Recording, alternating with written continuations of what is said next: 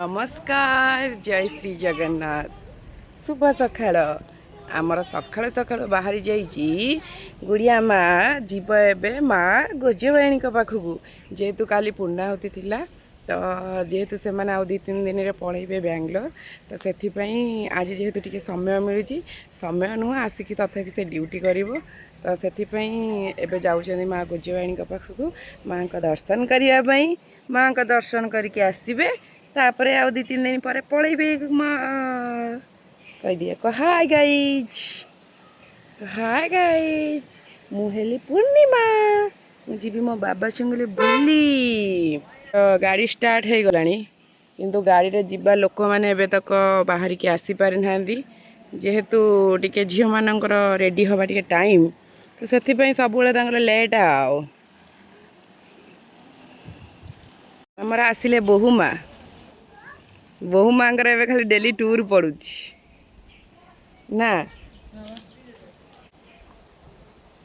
जाऊचु तू बुई बुई जाऊचु बुई बुई जाऊचु जा तू तो बड़ माँ देखीदब बाइन टाक ये कि पहुँची गले जीवे सब माँ पाखक आ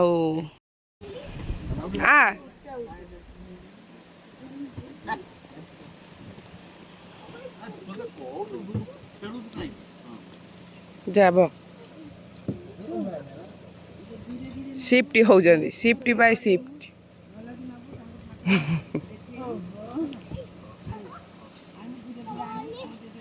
जाऊच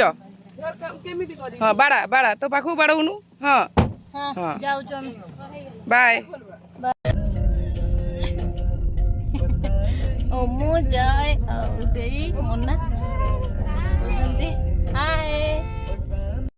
आरे आरे देवी हे पुणी माछ खाऊचंती केन्द्रापड़ा जिलार बाघड़िया ग्राम रे माँ गोजवाणी पीठ पुराण और स्थानीय लोककथा अनुजाई प्राचीन जुगरे एही स्थान रे घंच जंगल थिला एठारे बसवास करुथिबा लोक माने माँ को निजर रक्षा देवी बोली मानुथिले एवं माँ को भक्ति रे माछ भोग प्रदान करुथिले दिने माँ सेमानंकर निष्ठा और भक्तिपरायण देखि माँ निजे आसी से भोग को ग्रहण कले समयक्रम अनुसार से स्थान रे जनबसति न रहिबारु माँकर पूजा पाठ बंद हो जाइथिला माँकर पूजा होथिबा स्थान रे गोटे उई हुका आवृत होईगला समयक्रम अनुसार बहु वर्ष परे गोटे स्त्री लोक से जंगल को जाउथिला माटी आनिबा पई तार चुली गढ़िबा पई से उईहुका को देखिकिना ताकू लागिथिला जे एही माटी मो चुली पई उपयुक्त बोली से धीरे धीरे से उईहुकारु माटी जेतबळे काढिबाको लागिला माँ निजे आविर्भाव होइथिले आ माँ तांकू तांकर दुख कथा सब जणैथिले माँ से महिला को तांको परिचय देला परे माँ तांकू कहिथिले ग्रामवासी मंगल पई एठारे पूजार्चना मते करा जाऊ माँकर माछ अति प्रिय भोग बोली माँ से कथा मध्य जणाइथिले एही दिन ठारू भक्त माने निज मानसिक पूरण पाई गोजवाणी पाखरे माछ भोग करती प्रत्येक देवीपीठर किछि न किछि महात्म्य अछि मु कहिबी आपण माने थरे थरे जाई माँ को दर्शन करिकिना आसंदु माँ का दर्शन सारी समस्ते घर को पळे आसलेनी चलंदु देखिबा आउ कोन सब होउची जेहेतु ए वर्ष गाँ रे एते आंब नाही ये अल्प अल्प सब आंब होती गाँव में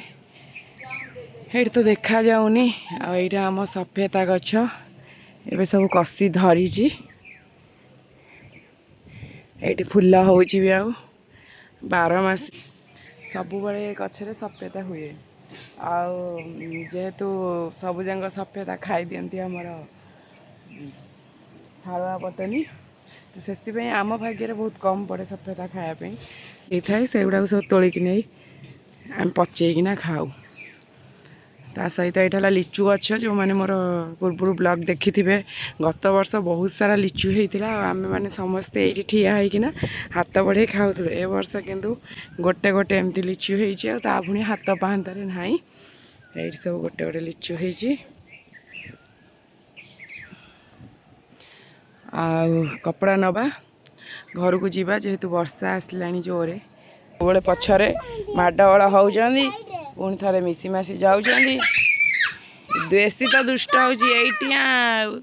ଏଇଠିଆ ବେଶୀ ଦୁଷ୍ଟ ହେଉଛି ମାମୁଁ ଘରେ ରାଜୁତି କରୁଛି ହଁ କ'ଣ କରିଦେବୁ ତୁ ତୁ କରୁନୁ ଧରି ପାରିବୁ ପାରିବୁନୁ କାହିଁ ଖାଉନୁ କି ହଁ କାହିଁ ତୁ ଖାଉନୁ କି ସିଏ ତାର ନାନ ପାଣି ପିଉଛି ତୁ ପିଉନୁ ଗାଈ ପାଣି ପିଇବୁ ପିଉଛୁ କେତେବେଳେ ପିଉଛୁ ହଁ ତୁ ବି ପିଉଛୁ ଅଜା ସାଙ୍ଗରେ ଆଉ ବଳ କାହିଁକି ନାହିଁ ତୋର କ୍ଲିପ୍ ପକେଇଛି ତୁ ଗୋଟେଇବୁ ବୋଲି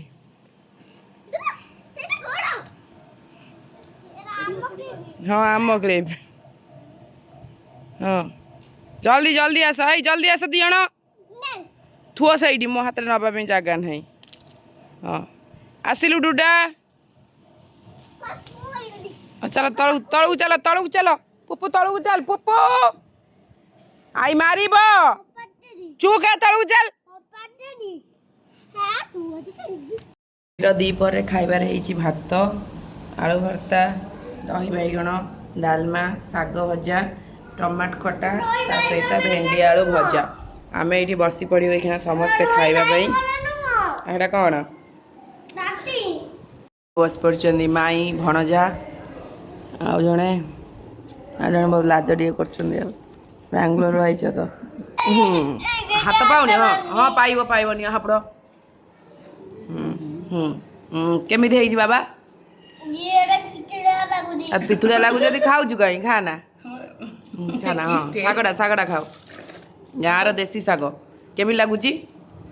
ଶାଗଟା କେମିତି ଲାଗୁଛି ଢୋକି ପାରୁନୁ ଟମାଟୋ ଖଟା ଟିକେ ଖାଇଦେଲ ନକାଟା ଦେଇଛି ଭଲ ଲାଗିଲା ତ ହଉ ଖା ତୋତେ ଆଳୁ ଭର୍ତ୍ତା ଦିଆ ତୁ ଖାଉନୁ